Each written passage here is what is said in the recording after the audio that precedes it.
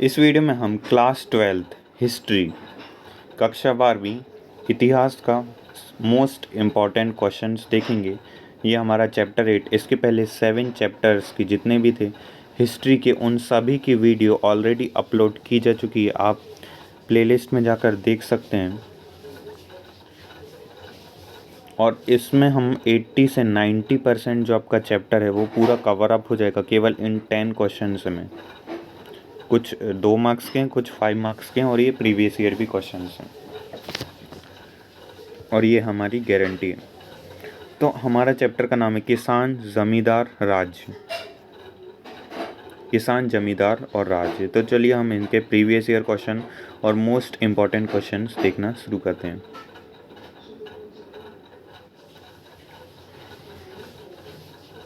ये केवल CBSE student के अलावा MP board, UP board, Bihar board, Chhattisgarh, Haryana board के स्टूडेंट्स भी चाहें तो देख सकते हैं।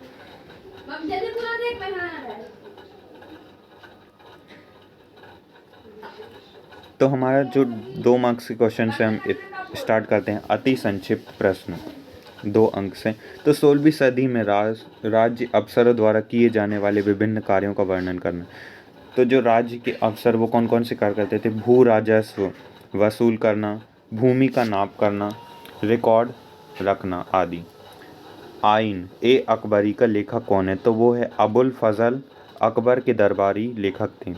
नवरत्नों में से एक थे, आप सभी जानते हैं 9 रत्न थे, इसमें से आप तानसेन को तो जानते होंगे। इसके अलावा अबुल फजल ये भी लेखक में से महत्वपूर्ण थे। रैयत कौन थे? ये किस प्रकार के थे? नेक्स्ट क्वेश्चन है हमारा, रैयत कौन थे और ये वे किसान थे 2 प्रकार के, खुद काश्त और पाही काश्त। खुद काश्त उन्हीं गांव के में रहते थे जिनमें उनकी ज़मीन दी, और पाही काश्त वे खेतीहर थे जो दूसरे गांवों में ठेके पर खेती करने आते थे। हमारा नेक्स्ट क्वेश्चन है, आइन के मुताबिक कितने प्रकार की फसल ऋतुएं थी? तो आइन के अनुसार कृषि व्यवस्था की मुख्य रूप से 2 कृषि ऋतुएं थी, एक थी खरीफ और रबी। खरीफ का उदाहरण है चावल और ज्वार, रबी का जो उदाहरण है वो है गेहूं और चना। देन नेक्स्ट हमारा 5th क्वेश्चन है, जीन्स ए कामिल। आप इन क्वेश्चंस को ज़रूर से लिख लें क्योंकि ये काफ़ी इम्पॉर्टेंट है एग्ज़ाम के पॉइंट ऑफ व्यू से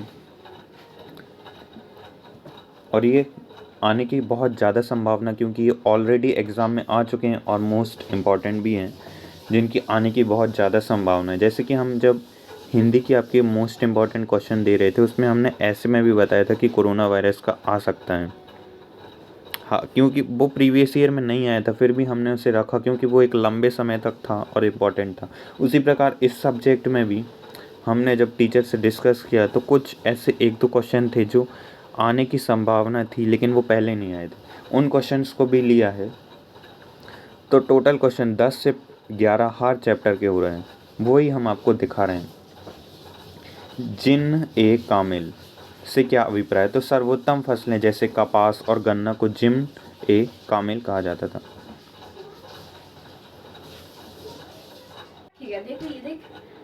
जिन ए कामिल से क्या अभिप्राय है? तो जैसा कि आपने अब भी बताया मैंने, सर्वोत्तम फसलें जैसे कि कपास और गन्ना।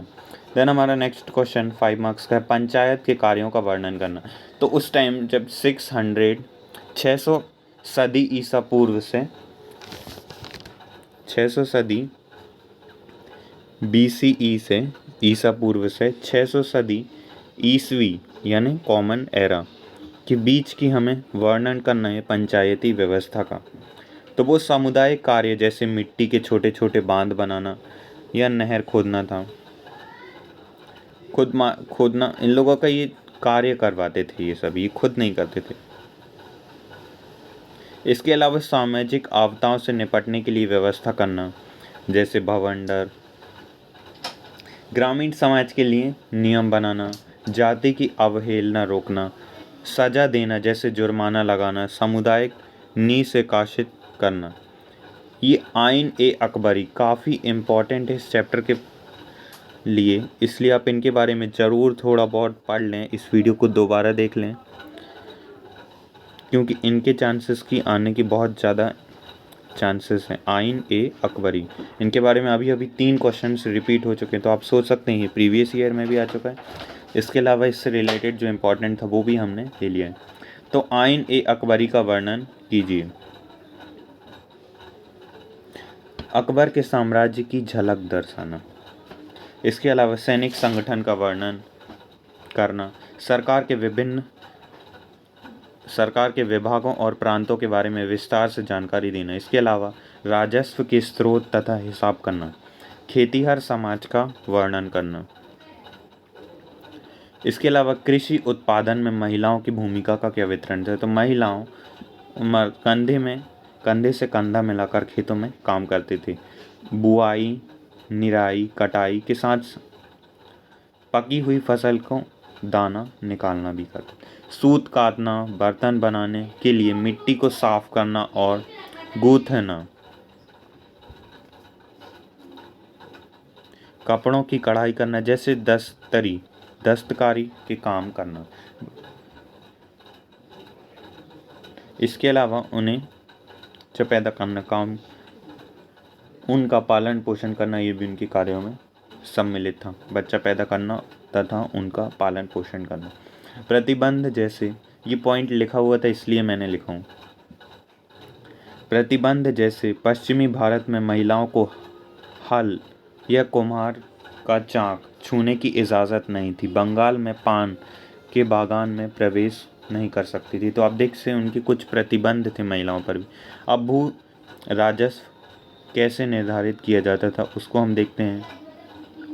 ये जो क्वेश्चन है 5 मार्क्स के हैं, मतलब 5 मार्क्स के आए थे एग्जाम में।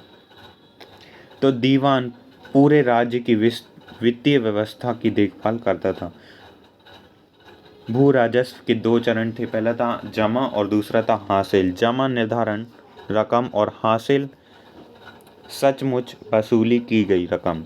जुती हुई जमीन और जोतने लायक जमीन दोनों की नपाई की गई। राजस्व कर्मचारियों की नियुक्ति जैसे भू राजस्व वसूल करने के लिए की गई। वार्षिक रिपोर्ट तैयार करना, ये भी इन्हीं का कार्य था। अब देखते हैं जब्ती व्यवस्था की प्रमुख विशेषताओं का वर्णन करते हैं। तो जमीन की नाप अनिवार्य था। अब इसके बाद भूमि का वर्गीकरण करते थे। ये मेनली 4 प्रकार की भूमि बांटते थे। पोलज, परौती, चचर, बंजर। औसत उपज का ज्ञान रखना, राज्य का भाग निश्चित करना, नगद मूल्य निश्चित करना और भूमि कर एकत्रित करना।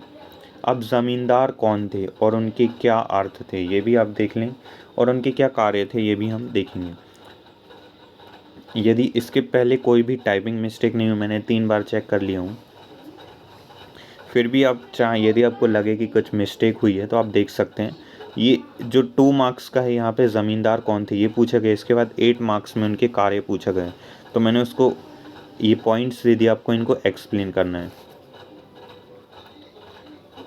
ज़मींदार ग्रामीण समाज के विभिन्न अंग थे जो अपनी ज़मीन के मालिक होते थे। वे कृषि उत्पादन में प्रत्यक्ष भागीदारी नहीं करते थे। ग्रामीण समाज में ऊंची हैसियत के कारण उन्हें कुछ विशेष सामाजिक और आर्थिक सुविधाएं मिली हुई थी। समाज में उनकी उच्च स्थिति के 2 कारण थे, पहला उनकी जाति और दूसरा उनके द्वारा राज्य को दी जाने वाली विशेष सेवाएं। अब हम ज़मींदारों के कार्य देखेंगे। तो उनका पहला कार्य था भू राजस्व वसूल करना, राजा और किसान के बीच मध्यस्थता कराना, सैनिक टुकड़ियों की व्यवस्था, कृषि भूमि का विकास करना, किसानों को कृषि के लिए ऋण देना, अपनी ज़मीनों की फसल को बेचना। इसके अलावा गांव के बाज़ार, जिसको हाट कहा जाता था, उस टाइम गांव के बाज़ार हाट कहा जाता था, लगाने की व्यवस्था करना। तो ये भी ज़मींदारों का काम था। जैसा कि आज हमारा नगर निगम काम करता ना, उसी तरह था ये। ज़मींदारी की खरीद बेच से गांव की आर्थिक स्थिति में सुधार लाना। तो ये थे ज़मींदारों के कार्य। तो ये केवल 11 क्वेश्चन थे। इसके अलावा यदि बुक में आपको ये वाला भी मिल जाएगा, सोर्स बेस्ड क्वेश्चन, तो ये आइन आप ज़रूर कर लीजिए, काफ़ी इंपॉर्टेंट है इस चैप्टर से। ये मैंने टाइपिंग मिस्टेक हो सकती है काफ़ी, इसको मैंने अच्छे से चेक नहीं कर पाया, लेकिन ये बिल्कुल सही लिखा है, इतना तो मैं कह सकता हूँ, क्योंकि काफ़ी लंबे समय से टाइप करता रहा हूँ। इसको आप चाहें तो चेक कर सकते हैं, इसे रीड कर लीजिए, आपकी बुक में ये सोर्स बेस्ड क्वेश्चन होगा। इससे बेस जो CBSE ने क्वेश्चन दिए थे वो हैं यहाँ पे 2-2 मार्क्स के। ये पहले के क्वेश्चन है, इसलिए काफ़ी लंबे हैं। आप यहाँ देखें तो 2, 2, 4, 8 मार्क्स का आया ये सोर्स बेस्ड क्वेश्चन, हालांकि अभी 6 मार्क्स का कर दिया है। तो आप इसे रीड करके इन क्वेश्चन आंसर को जरूर कर लें। आई होप आपको ये वीडियो अच्छी लगी होगी। प्लीज़ इस वीडियो को ज़्यादा से ज़्यादा शेयर कीजिए।